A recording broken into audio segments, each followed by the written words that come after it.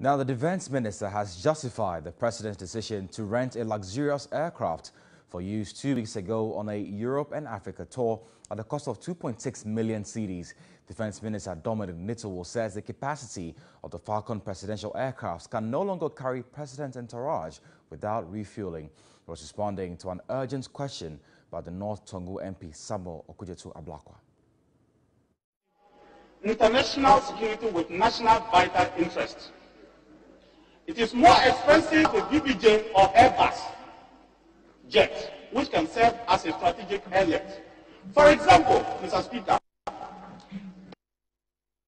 has spent over 50 million United States dollars over the last 10 years since the BBJ was cancelled to ferry soldiers going on peacekeeping alone. If the Air Force had a strategic airlift, this amount of 50 million United States dollars would have been saved to the Treasury. If I were to add, Mr. Speaker, for example, football players, domestic travels, government, parliamentary travels, chiefs, and other opinion leaders that the Air Force is normally tasked to airlift, the figure of 50 million United States dollars would easily double over the last 10 years. Mr. Speaker, permit me to share some few thoughts on the cost of traveling by aircraft that we have on our inventory. Of all the categories, Mr. Speaker, that we have, the Mi-17, which is the helicopter, is the most expensive per working hours and maintenance. 1 hour of a chartered Mi-17 by the UN or World Food Program is 5,000 United States dollars. 1 hour of a CASA is 10,000 United States dollars. And 1 hour of a Falcon 900 is 10 States dollars. These are standard prices for planning. But for a president, Mr. Speaker, who flies every 3 or 6 months in a year, the use of a bigger chartered jet will ultimately become cheaper if the delegation is more than 20 people or 20 passengers. Mr. Speaker, President Nana Addo Dankwa Akufo-Addo is one president who prefers to go by road if the Ministry of Defense considers his schedule. If we consider his schedule within the country and outside the country, this president normally would prefer to travel by road. The choice to travel by road or by sea is a national security imperative. And I have reason to release the aircraft, this particular aircraft, to other VVIPs, including ex-presidents, to carry out national duties.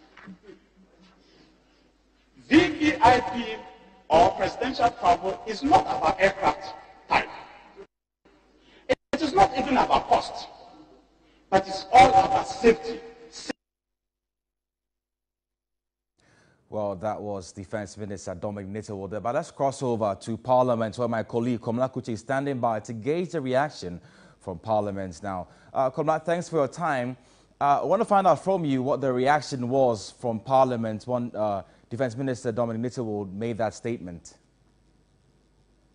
Well, I mean, on the side of the minority, they were not pleased with the answers also because, one, the second deputy speaker of the House is the one chairing the proceedings for this morning, and he only even allowed for 2 supplementary questions besides what Samuel Okujetu Ablakwa had asked. And for the side of the minority, they does appear that they are unsatisfied with the responses. For them, the causes are justified, but for the side of the part of government, they think that this was the prudent decision that the government took. With respect to the safety, now he makes the point that look, using the current presidential jet, which is a Falcon, whenever the president needs to make a travel, anywhere he is going, he needs to do a stopover for refuel. Now, because of the COVID issues, normally or ideally, if he's doing a stopover, that could take him about 1 hour to do the refueling, and that whichever country is doing the refueling from, DDIP cases need to be accorded him and then his entourage.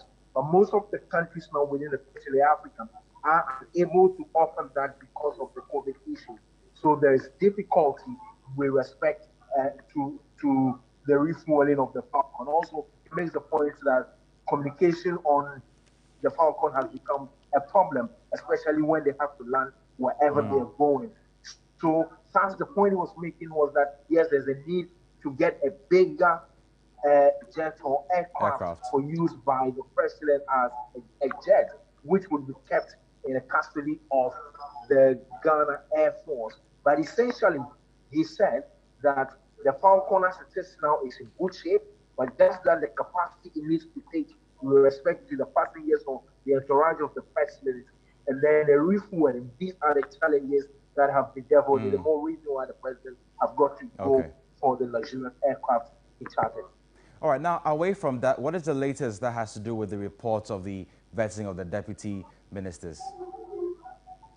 Well, that is yet to be laid by the chairman of the committee. My understanding is that they are putting the final touches to the report together with the clerk. So within the chamber, you will not find the minority leader, not even Muntaka Mubarak. You will also not find the first deputy speaker with the chairman of Parliament's Appointment Committee, Joe Osei, was together. Their leadership on the committee putting together the report for submission to the House. It will be late. After it's late, members will be given a copy. Then the speaker would then call for the report to be read, and then a decision will be made on the deputy ministerial nominees. As to whether there is any issue, the minority has not raised as of now. Okay. All right. Many thanks for that update there, Komakuche.